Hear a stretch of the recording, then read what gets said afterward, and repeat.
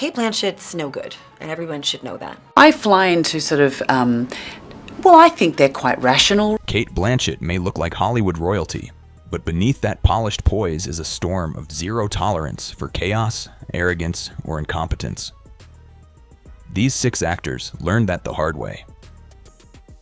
6. Harvey Weinstein.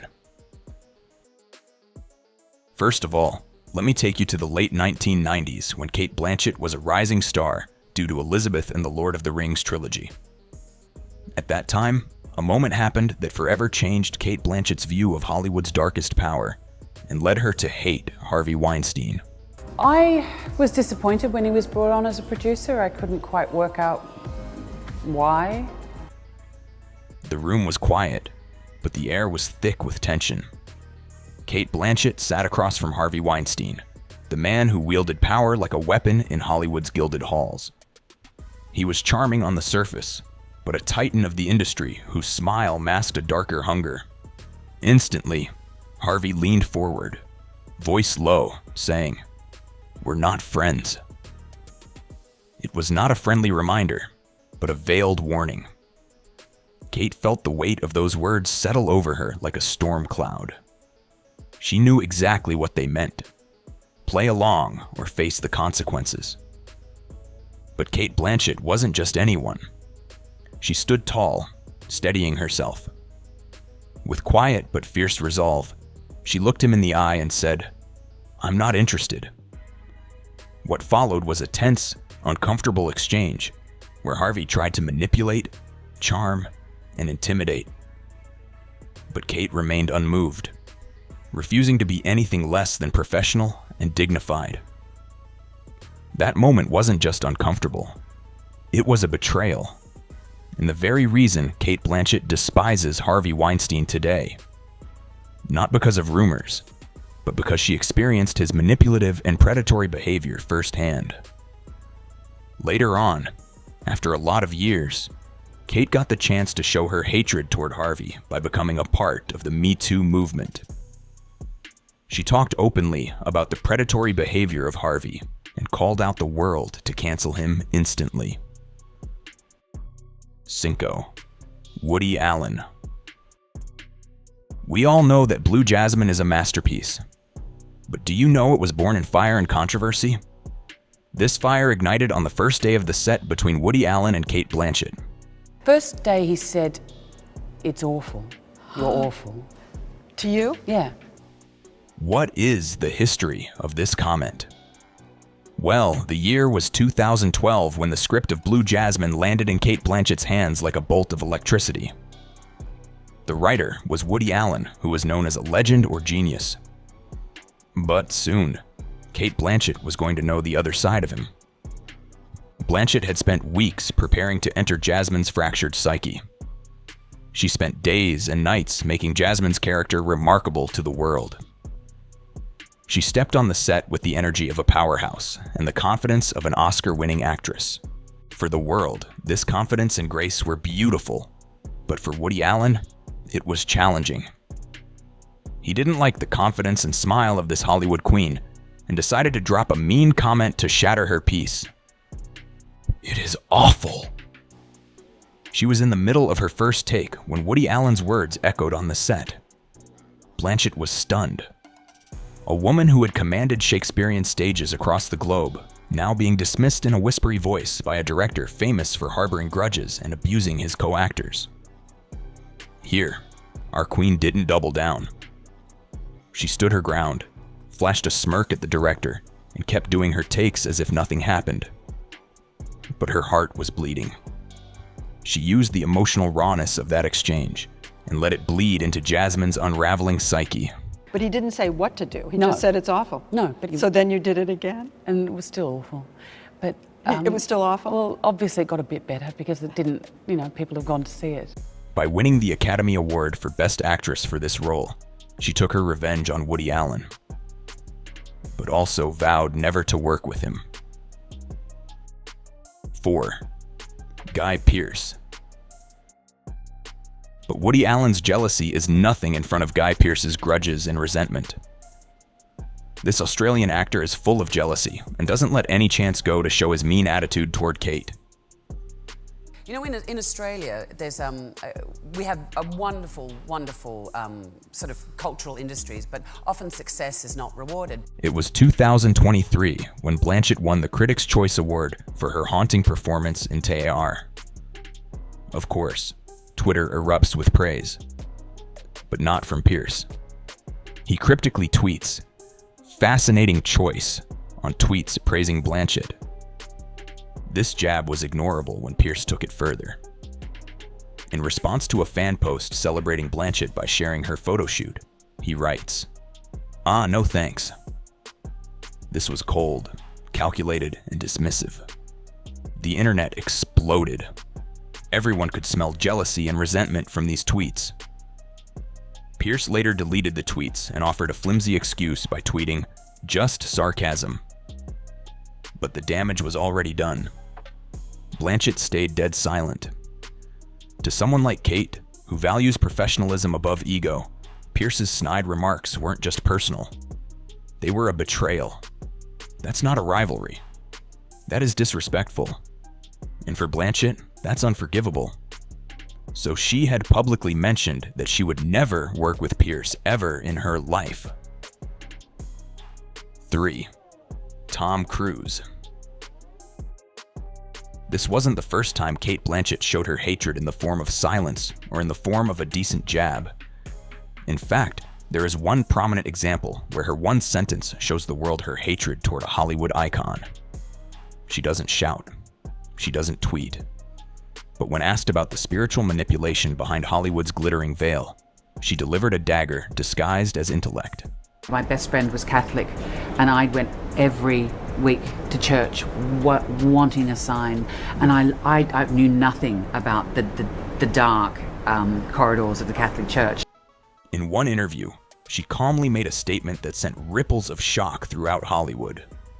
The statement was, "There's a difference between belief and coercion, and some stars forget that." She never said his name. She didn't have to. Industry insiders heard it. The audience felt it. And the subtext was screaming, "Tom Cruise." We all know Cruise is the relentless action icon, the face of global franchises, and the devoted ambassador of Scientology. He doesn't just star in blockbusters. He leads missions, jumps off buildings, and defies death on screen and in reputation. But behind his charming smile, something sinister is going on. As you move forward in life, what's your moral compass? What do you where does kindness and humanity sit in a really brutal world? Cate Blanchett, what is your moral compass? Where does kindness and humanity sit in a brutal world? His Scientology connections have long been accused of coercion, isolation, and even abuse. It is a dark cult of which Tom Cruise is a dedicated supporter. So, Cate Blanchett, a staunch defender of artistic autonomy and psychological safety in the industry, couldn't stay silent. By calling out to him, she wasn't attacking faith, but was condemning control. She wasn't just criticizing a religion, but was calling out an institution tied to lawsuits, trauma, and years of media scrutiny.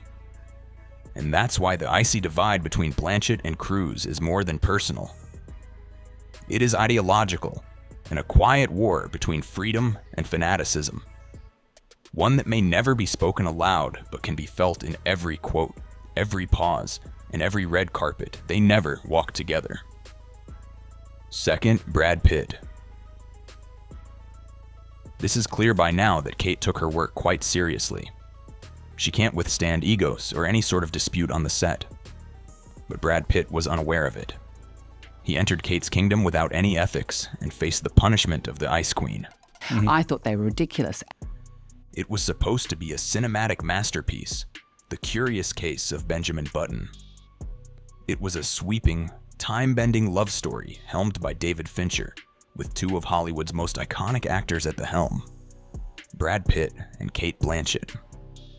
On screen, they played star-crossed lovers drifting through the decades. But off-screen, something else was boiling. Behind the camera, Brad Pitt was distracted, or I must say, enthralled. His blossoming romance with Angelina Jolie was consuming tabloid headlines and, according to insiders, much of his attention on set.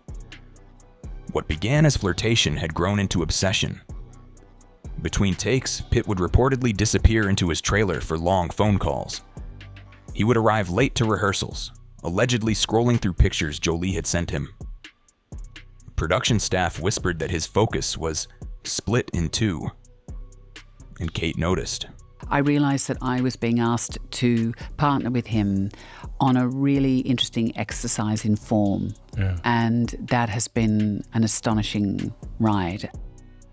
Blanchett, known for her discipline and quiet intensity, was not amused. Her performance demanded nuance, stillness, and emotional control. Yet here she was, trying to pull poetry from a scene while her co-star gushed about his new life as one half of Brangelina. She reportedly voiced her frustrations privately with cold precision. There was talk of her demanding more time for reshoots and stricter call times. To Blanchett, the work came first. To Pitt, at that moment, Jolie came first. Though they survived the whole shooting, Cate clearly told the world she would never work with Brad, because she hated the unprofessional attitude of actors and couldn't stand their inappropriate antics. 1. Blake Lively. This last one is full of drama and heartbreaking realities that make Cate hate Blake Lively from her core. This all started when Cate received a cold, impersonal email from Chanel stating, "Creative alignment is no longer in place." We all know that Cate brought grace, depth, and artistic integrity to every Chanel campaign. Her husband, Andrew Upton, even penned a silent black and white film for Chanel. It was a haunting, wordless story about two women, full of raw emotion and subtle power. This wasn't marketing noise. This was art.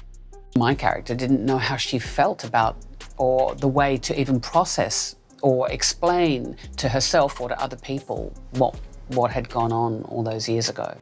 But ultimately, 10 years of Cate's legacy was going to be replaced by Blake Lively. Her husband's script was also tossed away. But this wasn't the problem. The Ice Queen of Hollywood didn't give any damn about it.